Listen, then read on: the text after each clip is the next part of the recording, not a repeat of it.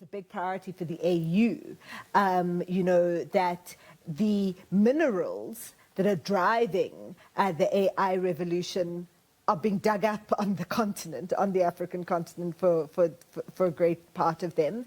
DRC, none of us would be, all these devices that we're holding, we wouldn't be able to have at the price that we have them without the minerals that come out of a country like the DRC's, and yet we're excluded from the advancements that are being made in AI and in other digital technology. And so there's been a lot that's been discussed and a lot of conclusions that have come out and proposals for taking forward out of the working groups on digital technology. So if we look at the declaration, because I think that's what's all important here, is that at the end of this leaders gathering, because we heard as well, one of the other things that Sherwin was saying is that obviously the declaration and all of these things are still under discussion. They haven't been finalized as yet. So you have raised some of the absolute key issues that are under discussion. That's what we as a country have put on the table.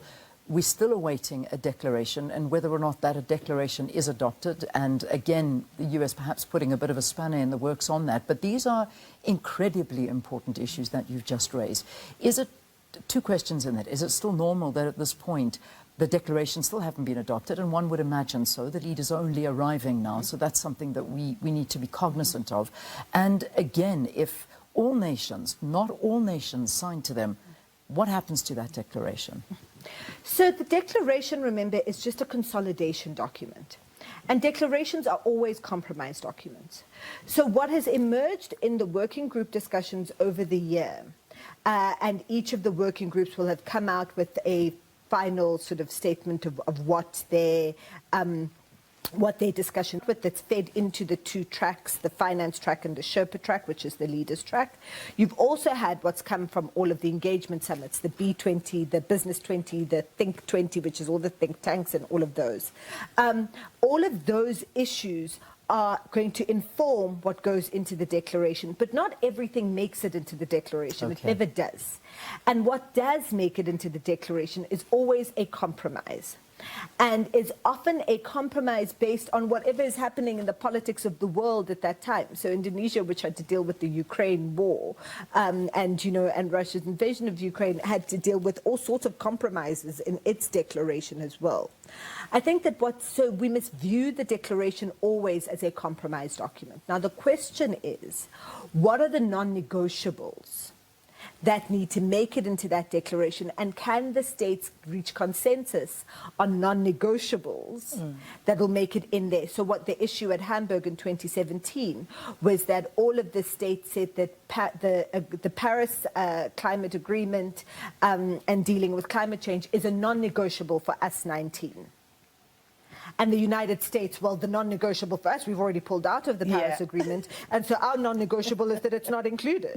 And so the declaration said, okay, we agree on this and this and this and this, and then on the Paris Agreement, 19 of us agree, the US disagrees and has pulled out.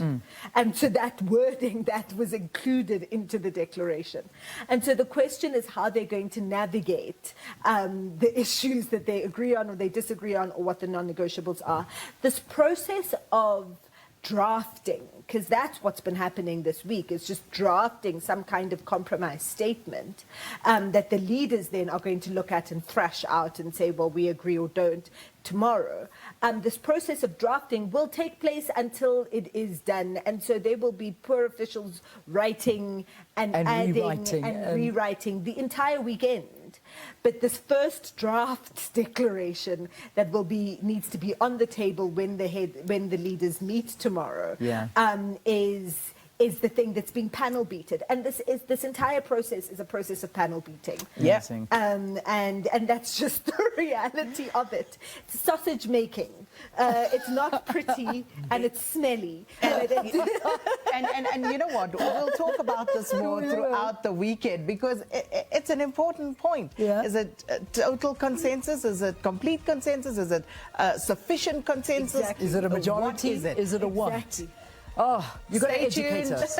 Stay tuned to SABC News. the host broadcaster of the G20. And this is where you can hear more from Dr. Stebile Mbete, the Executive Director of the Public Affairs Research Institute, talking to us about the G20 summit, the developments, and also, of course, educating us along the way about what it is that we need to know and understand about this. And with that, that's us for today. It is, and I have to tell you a funny story. As I was walking into the building today, I had one of the security guards saying to me, listen, what is this G20 thing you people are all talking about? So the reality is that we're hoping we're educating you at the same time about what this G20 thing is all about. It's very important, but it's been wonderful being with you. As SK said, see you bright and early tomorrow morning. We've got to say goodbye. The agenda is up next.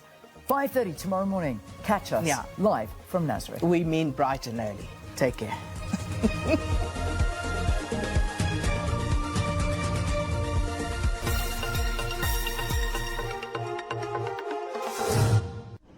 Client